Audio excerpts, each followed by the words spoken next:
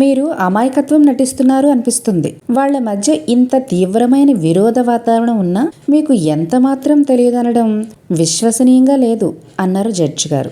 మా వల్ల వాళ్ల మధ్య కలతలు వస్తున్నాయని నాకు తెలుసు యువర్ ఆనర్. కానీ ఇంత తీవ్రంగా ఉన్నాయని ఊహించలేదు. నేను నా వివాహం అయిన దగ్గర నుంచి నా భార్య మనోభావాలకు అనుగుణంగా నడుచుకున్నాను. సుఖ సంతోషాలతో జీవించాను. వృద్ధాప్యంలో కూతురు ఆమె బాగోగుల గురించి తాపత్రయపడ్డాను. ఈ వయసులో నేను సంతృప్తిగానే ఉన్నాను. కానీ నా కూతురు సుఖ సంతోషాల కోసం నేను పాటుపడటం సహజమే. ఆ భావాన్ని నా కొడుకు మీద రుద్దాను. వాడి భార్య ఇష్టాలకు విలువనివ్వకుండా ప్రకృతి విరుద్ధంగా ప్రవర్తించాడు. వాళ్ళ సంసార జీవితాన్ని కలుషితం చేసుకున్నాడు. వాడి విధానాన్ని సరిదిద్దవలసిన వాడిని. వాడి కుటుంబ కలహం విషయం నాకు పూర్తిగా తెలియకపోయినా దానికి పూర్తి బాధ్యత నేనే వహించాలి యువర్ ఆనర్. నా తప్పుని అంగీకరిస్తున్నాను అని చెప్పి తలదించుకున్నారు మూర్తిగారు. జడ్జి గారు బాలా త్రిపుర సుందరి వైపు చూస్తూ, శ్రీమతి బాలా త్రిపుర సుందరి గారు అన్నారు. చిత్తం యువర్ ఆనర్ అంది బాలా త్రిపుర సుందరి వినయం నటిస్తూ. ఒక తల్లిగా మీ కొడుకులు కూతుళ్ళు సుఖపడాలనుకుంటున్నారా అని ప్రశ్నించారు జడ్జి గారు. చిత్తం యువర్ ఆనర్ అంది. మరి మీ కోడల్ని మీరు విరోధంగా చూస్తే ఆమెకు కోపం వస్తుంది. మీ కొడుకు మీ మాటే సమర్థిస్తే ఆమెకి ఇంకా కోపం వస్తే అది మీ కుమారుడి సుఖ సంతోషాలకు ఆటంకం అవదంటారా అని ప్రశ్నించారు జడ్జి గారు. వాడి సుఖ సంతోషాలకు ఆటంకం అవ్వాలని ఎందుకు అనుకుంటాం యువర్ ఆనర్ అంది బాల. అనుకోకుండానే కోడలి ఇష్టానికి వ్యతిరేకంగా మీ కూతురు ఇల్లు కట్టుకోవడానికి డబ్బులు తెమ్మని మీ కొడుకుని ఒత్తిడి చేశారా? ఒత్తిడి చేసిన మాట వాస్తవమే.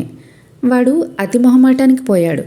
డబ్బు లేదని మాకు ఖండితంగా చెప్పలేకపోయాడు అంది బాల. ఇంకా మీరు దాచటానికి, మీ తప్పేమీ లేదని కప్పిపుచ్చుకోవడానికే ప్రయత్నిస్తున్నారు. మీ అమ్మాయికి డబ్బు ఇవ్వటానికి మీ కోడలు ఇష్టపడడం లేదంటున్న కొద్దీ మీలో పట్టుదల పెరిగిపోయింది. మీ కొడుకును సతాయించి రెచ్చగొట్టారు. మీ అబ్బాయికి మనశ్శాంతి లేకుండా చేశారు. అతనికి కుటుంబ సౌఖ్యం లేకుండా చేశారు. చివరికి మీ కోడలు ఆత్మహత్యకు పాల్పడే పరిస్థితికి తెచ్చారు. మీ కొడుకుని నేరస్తుని చేశారు అన్నారు జడ్జ్ ఆవేశంగా. బాలా త్రిపుర సుందరి ఏమీ మాట్లాడకుండా మౌనంగా తలదించుకుని ఉంది. మీ కొడుకు మానసిక స్వేచ్ఛని మీరు హరించారు, అవునా కదా? అవును.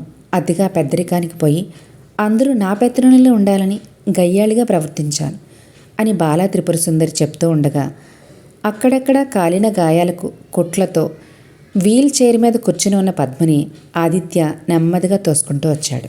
జడ్జి గారు పద్మ వైపు చూస్తూ, ఏమ్మా పద్మ, నిన్ను నీ భర్త కిరసనాయిల్ పోసి నిప్పంటించి నీపై హత్యా ప్రయత్నం చేయలేదు అంటున్నాడు. నీ భర్త చేశాడని సాక్ష్యం చెప్తున్నాడు నీ కొడుకు. మరి నువ్వేమంటావు అని అడిగారు జడ్జి గారు. పద్మ జడ్జికి నమస్కారం చేసి, క్షమించండి యువర్ ఆనర్, నా భర్త నా మీద హత్యా ప్రయత్నం చేయలేదు. నా కొడుకు పసివాడు. నేను ఒంటికి నిప్పంటించుకోవడం వాడు చూడలేదు. ఆయన నా ఒంటి మీద మంటలు ఆర్పుతుండగా వాడు వచ్చాడు. ఆయనే అంటించి ఉంటారని ఊహించుకున్నాడంతే అంది పద్మ. అయితే నీ సమస్యకు ఆత్మహత్యే పరిష్కారం అని ఎందుకు అనుకున్నావు? కొన్నాళ్ళు ఓర్పు వహిస్తే నీ భర్త నీ దారికి రావచ్చు కదా అని అడిగారు జడ్జి గారు. మా పెళ్ళయ్యి 8 ఏళ్ళయింది యువర్ ఆనర్. నా భర్తకి తల్లి మీద నుంచి భార్య మీదకి మనసు మళ్ళవలసిన వయసు దాటిపోయింది. కానీ ఆయనకు ఆ మనసు రాలేదు. 8 ఏళ్ళు ఓపిక పట్టాను. ఎప్పుడూ తల్లిని సంతోషపెట్టాలని తాపత్రయం. విసుగొచ్చింది, ఓపిక నశించింది. ఆ ఆవేశంలో ఆయన మీద కోపం వల్ల ఆయన మీద ప్రతీకారంగా ఆత్మహత్యా ప్రయత్నం చేశాను. చావవలసిన దాన్ని బ్రతికాను. ఇది నాకు పునర్జన్మ. ఇప్పుడు నేను నా భర్తకి 2వ పెళ్ళాం లాంటిదాన్ని. మగాడు 2వ పెళ్ళాన్ని ఎక్కువ ప్రేమగా చూసుకుంటాడు అంటారు కదా యువర్ ఆనర్. మళ్ళీ నాలో ఆశ చిగురుస్తోంది అంది పద్మ. న్యాయమూర్తి కళ్ళజోడు తీసి అందరి వైపు చూస్తూ, అందరూ సమస్యని అర్థం చేసుకున్నట్లు అనిపిస్తుంది. అందరూ తమ తమ లోపాలను గుర్తించారు. వాటిని సవరించుకొని ఇకపై సుఖజీవితాలను అనుభవిస్తారని ఆశిస్తున్నాను అన్నారు. గొడవలన్నీ సర్దుమణిగి 1 ఏడాది గడిచాక మూర్తిగారు వాలి కుర్చీలో కూర్చుని ఉన్నారు. పక్కనే బాలా త్రిపుర సుందరి కూర్చుంది. భర్త చేయి పట్టుకొని అరచేయి రుద్దుతూ మధ్య మధ్యలో కళ్ళు తుడుచుకుంటూ ఉంది. పద్మ లోపల నుంచి గ్లాస్తో జావ పట్టుకొచ్చింది.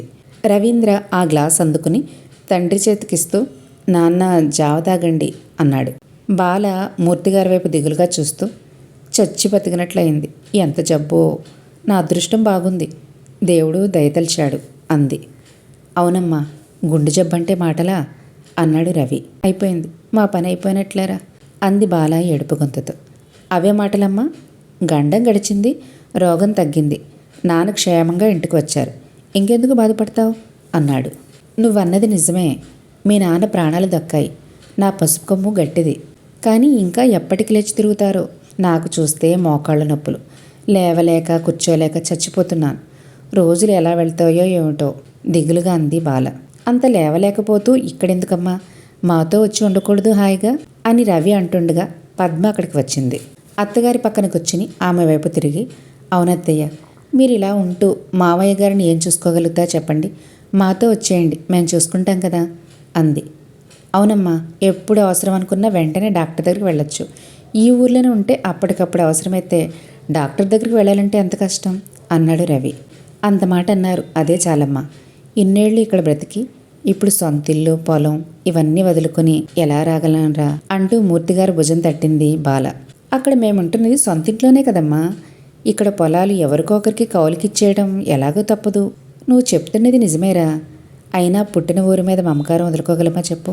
మేము ఈ ఊళ్ళో ఈ ఇంట్లోనే కడతేరవలసిన వాళ్ళమే, అదే మా కోరిక కూడా అన్నారు మూర్తిగారు.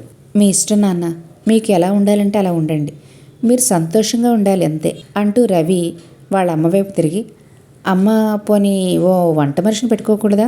వంట మనిషి మాత్రం కావాలనుకోగానే దొరుకుతుందిరా అంది బాల. మనం పెట్టుకోవాలనుకుంటే ఎప్పుడో అప్పుడు దొరక్కపోతుందా? అప్పుడు నువ్వు నాన్నగారి దగ్గరకు వచ్చి ఆయన కనిపెట్టుకుని ఉండొచ్చు అన్నాడు రవి. నీ తెలివి తెల్లారినట్లే ఉంది. వంట మనిషిని పెట్టుకుంటే నాన్నని కనిపెట్టుకుని ఉండడం కాదు, దాన్నే నేను కనిపెట్టుకుంటూ దాని వెనకే తిరుగుతూ ఉండాలి. పోనీ మీరే మాతో ఉండొచ్చు కదా, ఇక్కడ లంకంత ఇంట్లో మేమిద్దరమే బిక్కుబిక్కుమంటూ ఉంటున్నాం అంది. ఎలాగమ్మా, ఇక్కడే ఉంటే రోజు 40 కిలోమీటర్లు వెళ్ళి రావాలి.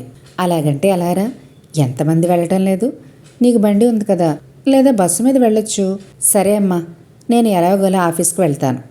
మరి ఆదిత్య, వాడి కాన్వెంట్లో చదువుతున్నాడు కదా. బాల చిన్నగా నవ్వి, వాడెంతరా, ఎల్కేజీ యూకేజీ చదివే కదా, ఈ ఊళ్ళోనూ కాన్వెంట్ ఉంది, అక్కడ చదివించవచ్చు అని అంటూ ఉండగా పద్మ మధ్యలో కలగజేసుకొని, పేరుకే కాన్వెంట్ అత్తయ్య, కానీ అక్కడ కాన్వెంట్కి ఇక్కడ కాన్వెంట్కి పోలికే ఉండదు. ఇది పేరుకే కాన్వెంట్, ఇక్కడ పాఠం చెప్పే టీచర్లు ఎవరో తెలుసా అత్తయ్య, 10th క్లాస్ ఫెయిల్ అయిన వాళ్ళు అంది పద్మ. పోనీలే అమ్మా, ఎల్కేజీకి యూకేజీకి ఎవరు చెప్తే ఏమిటి అంది బాల.